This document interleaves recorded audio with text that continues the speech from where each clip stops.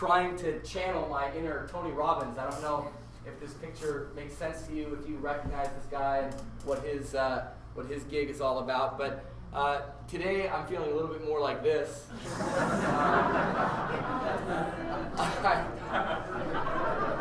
So thank you, first of all, thank you Danny for the time. Thank you, all of you, for indulging the leadership class, and for me in this moment. I'll try to be brief and get us out of here by 4 o'clock. That will require a little bit of participation on your part. Now, I'm not going to make you sing for me. I'm not going to make you sing for Danny. I'm going to make you sing for the kids. All right, it's about the children. Why do we have a fight song? Briefly on this, the leadership class has been encouraged to come up with all sorts of ways, particularly at assemblies, but also in the hallways, and looking for ways to encourage school spirit and encourage house pride. And the idea came up last year, what about a fight song?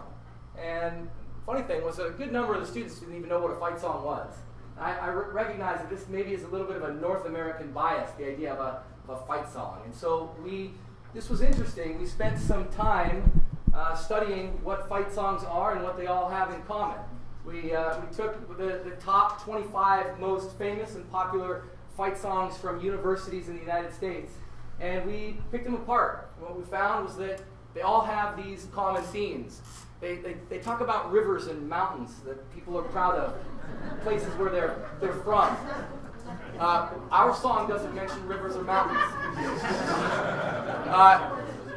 The song that we ended up writing in our leadership class does these things, and in terms of reaffirming and projecting our values, it celebrates the unity of the school and school spirit, but it also gives a moment in the middle of the song for a cheer for each of the houses. So we're trying to talk about that idea of 4 houses and 1 pride, and the song kind of accomplishes that for us. You've probably heard it in different forms. We've been subliminally injecting it into the lab this week, so maybe you've heard that. It's rather catchy. We, like all fight songs, are basically borrowed from some old war hymn of some kind. And that's quite common. Probably the university that you came from, if they had a fight song, it probably came from some old army or battle or a war. In this case, the tune that you hear is actually from a World War I battle hymn that's been spruced up by the University of Oregon. And now there's high schools all over America that use this tune. You may not have known that going in, but we didn't write the song that you're going to hear, the music. We didn't write the melody, but we tweaked the lyrics, as schools do with fight songs. So we're going to, I'll walk you through a couple of little drills here. This is where, again, I'm appealing to that part of you on a Tuesday afternoon that maybe it's just your pity. You feel sorry for me. and out of that little wedge, if I could just get some participation in the middle of the song. So here's what the song does. It starts out with a verse about raising our voices and sending our cheers across the land, and there's the reference to where we're from, the rock of dear old Davron and the kingdom's golden sands. The second stanza, we will fight until victorious. Our pride motto is injected into these lyrics. That was an important part of writing the song, also was getting the pride motto in there. Stand your ground is a reference to integrity. Through and through is a reference to perseverance. So there is some thought behind the lyrics. In addition to the fact that it's supposed to just get us on our feet and pump us up, it's trying to reaffirm and project what we value here at the school. So 2 stanzas, and then a moment in the middle where we cheer. I'm about to assign you to a house. I had hoped to have the time to get you all up and move you around, but for the moment, I'm just going to ask you to pretend that these 3 in the front row, you are Indomitus. All right? So when we practice this, I'm not going to ask you to stand up and cheer. I know I'm probably not going to get that from you. But I do need to teach you this part of the song. So when we get to this part of the song, it'll sound like this. It'll go, we are Indomitus. The next group, I'll say these three tables, will say, all hail Torah. We are abreast this, these three. All hail Torah. Now, the reason why I'm snapping my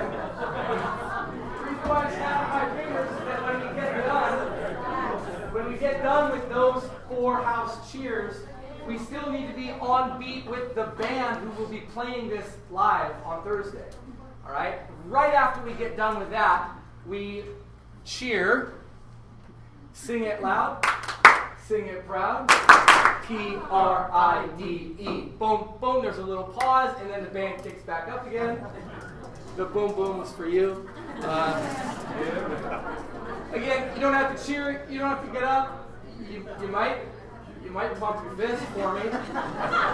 But let's try this. Ready? We are Indominus! All hail Torah! We are Augustus! All hail Pharaoh! Sing it loud.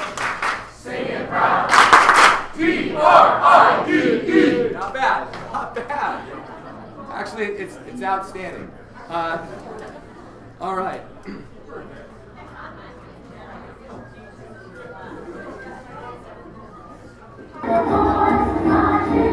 Just listen.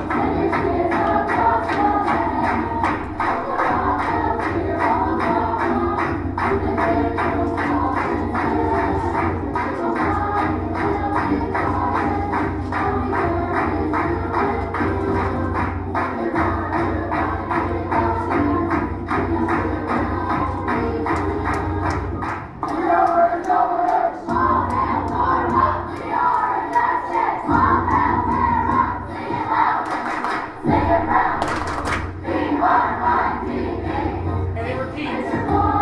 Those 2 stanzas repeat.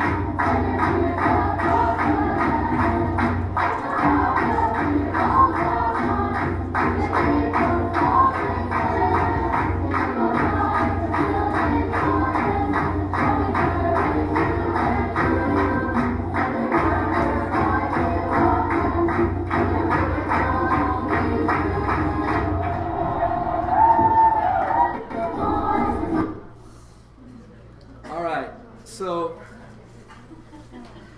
So it's time. All right. We're ready.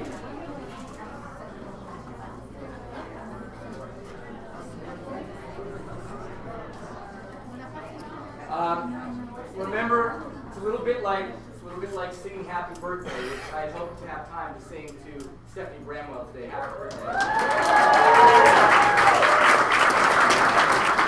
It's a little bit like singing Happy Birthday. If you're all doing it, nobody hears your voice. Right? So, fake it till you feel it.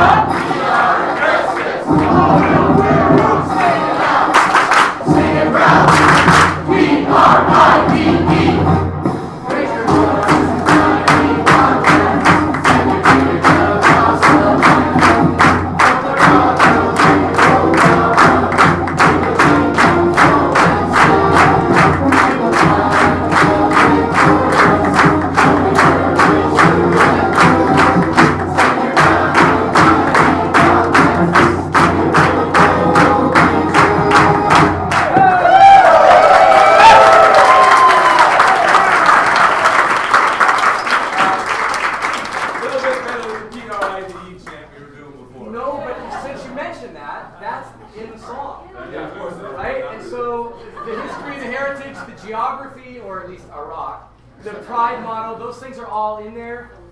There were teachers who had sentimental attachments to that old chant because they knew the students that wrote it. So we put it in there.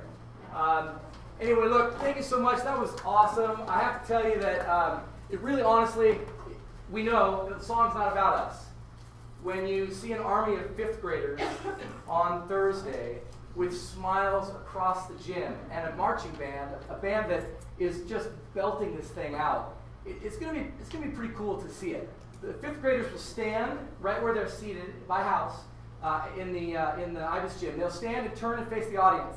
They'll sing that as a performance. Everyone in the audience will listen. As much as some eighth graders who know the song will want to participate, we're going to ask people to listen to the fifth graders and listen to the band while we're projecting that slideshow.